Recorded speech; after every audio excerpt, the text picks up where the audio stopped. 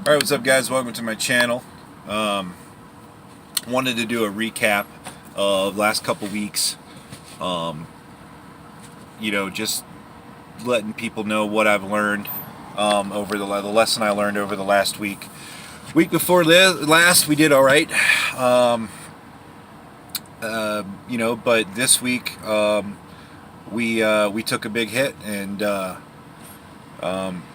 you have to watch the brokers. You have to watch the rates and going where not only do you have to take the rate where you're at, but also go where the rate's going to. Don't go into a market that sucks. So don't take a good rate to go into a market that sucks, because that's inconsistency.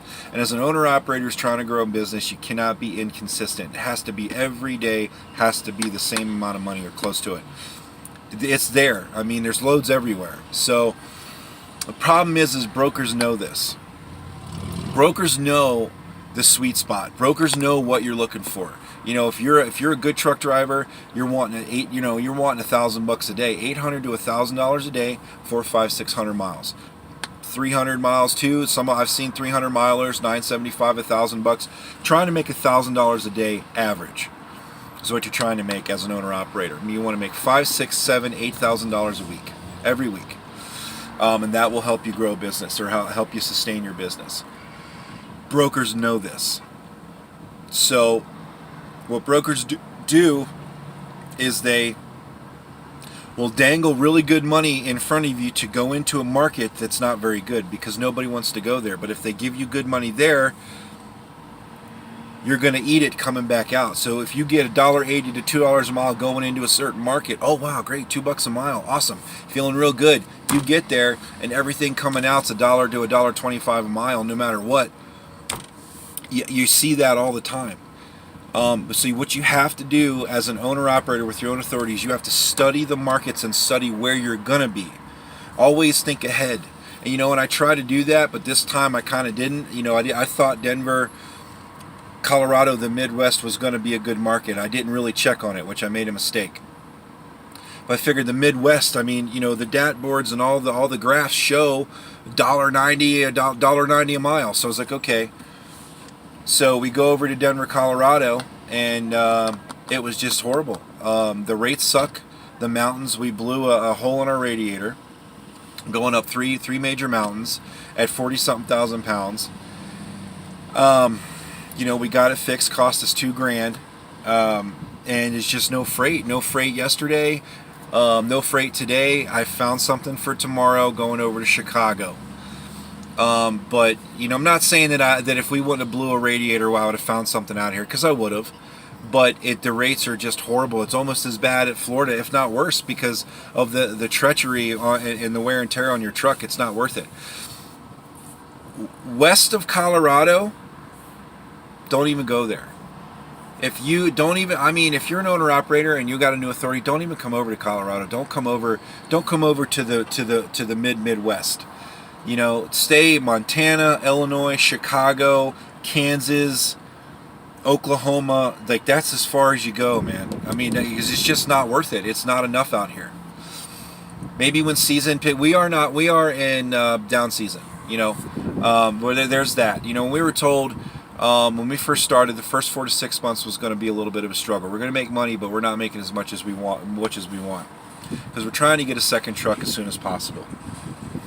And on paper, we should have had, well over 20, 25, 30 grand in the bank by now. And that's just not the case. So what we need to do is we've decided to hire a dispatching service just to find more consistency, and also to just take in the data. Wherever they find me good freight, I'm also going to go in and introduce myself to the shippers and receivers and to the shipping departments, and ask if they will allow us to pull customer freight. Like, can we pull directly for? If you can find a customer to pull directly for, you're going to get the money that you're losing dealing with a broker. Now, the only thing is will that customer quick pay? Is that customer credit rating or have a rating with your factoring company? You have to make sure that if you're factoring, that factoring company recognizes and has a green credit rating on that shipper or receiver. If that's not the case, if they don't have a quick pay and they're not recognized by your factoring company, you might have to wait 20 to 30 days before you get paid. So that's why, there's brokers out there, because a lot of these shippers, for whatever reason, don't like to pay for 20, 30 days. I don't understand. If I ship something for you and I drop it off, I don't care if you're a shipper, receiver, broker, that money needs to be in my account. All you got to do is wire that money over to me. You delivered it for me. It's there. No damage. There you go, sir. You're paid. This 30 days out paid bullshit, I think is unnecessary. But for some reason, that's just the way trucking is. So you have to when you find a customer freight, you got to talk to them. Look, do you guys pay quickly? Do you guys do a quick pay? And if you do want to do that, you need to make sure you have your expenses covered for that month. If you're able to cover expenses for a month and wait 1 month for pay, then yeah, you could probably do well. But there is $2 plus a mile out there. It's being done every single day. It's just finding consistency. But right now, it's not in season. Rates are down everywhere. You can ask any trucker. Are there good rates? Yes, you can look and find them. But that's one thing, as a driver and owner operator, sometimes it's hard to find the time. You can't stare at the load board while you're driving. So you wake up in the morning, you start making phone calls, you start trying to look for loads. You're sitting getting loaded and unloaded, you're trying to look for other loads. And sometimes you can't find them. Or you make 20 phone calls and no one wants to negotiate. And I won't take cheap freight. I just won't do it. I will not take cheap freight. I will call and find the best freight out there. And there's 8 or 9 brokers that I work with that have kept us going. We're getting ready to qualify for JB Hunt, which I'm pretty excited about.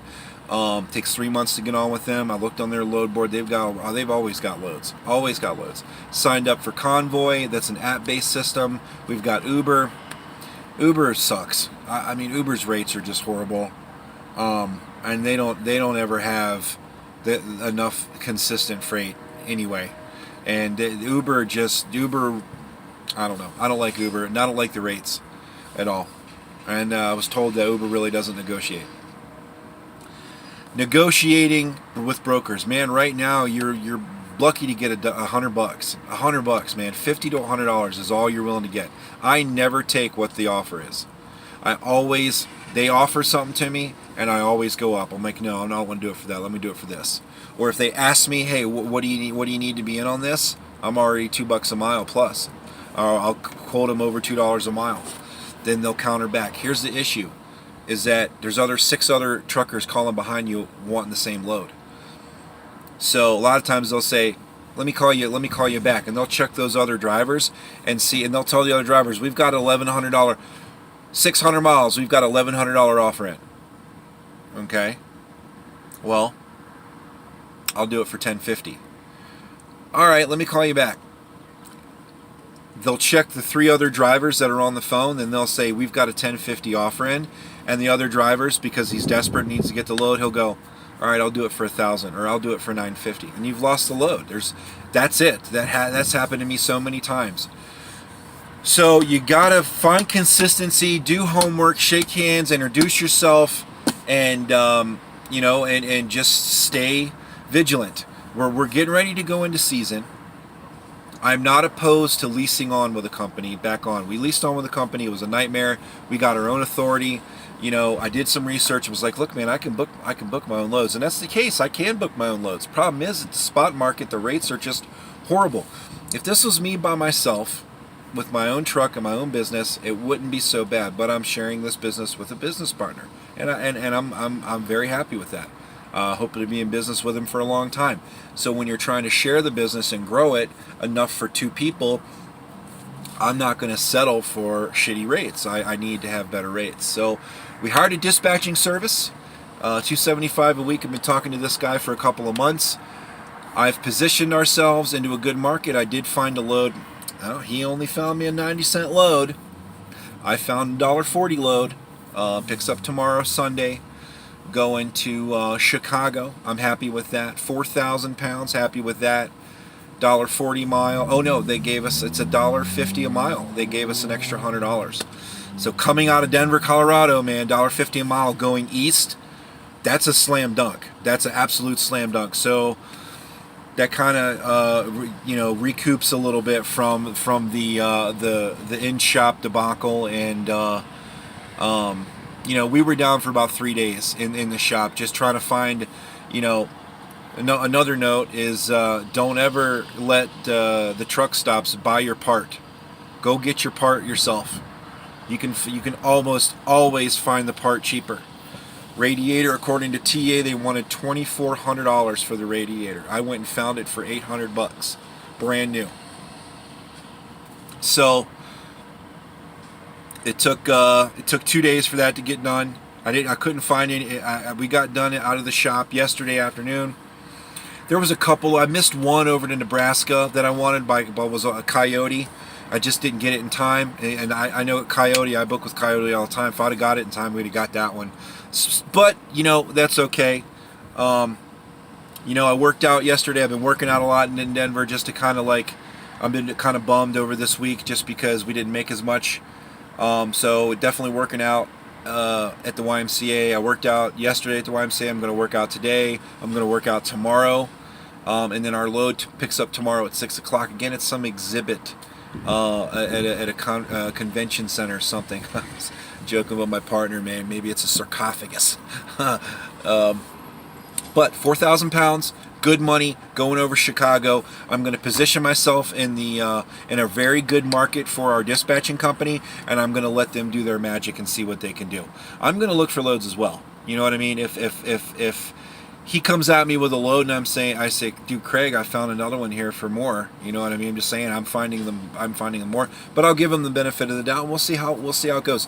I learned from my mistake. I've made a few mistakes out here. 3 specific mistakes: just not checking all miles, trusting the broker, and them screwing us out of 100 miles. Coming over to Denver, going up and down hills. The trucks are strong, but a truck can't do hills every single day. It's just too much on it. And just negotiating better, and sticking with your guns. After a couple hours and you're looking for loads, you're like, I need to make some money today. If I don't book something now, I'm not going to find anything. So you take a lesser rate. So this is all learning experience. I'm definitely getting better at it, and we have options in the future. We're going to just take a look at the data. My business partner is extremely patient and just awesome, and I can't thank him enough. So, here's the thing that I tell him and I tell everybody. We now have a viable business that will generate us a profit every week, a residual income every week. As long as you keep the truck maintenanced, and as long as you keep everything, all your bills paid, this truck will generate a profit every single week.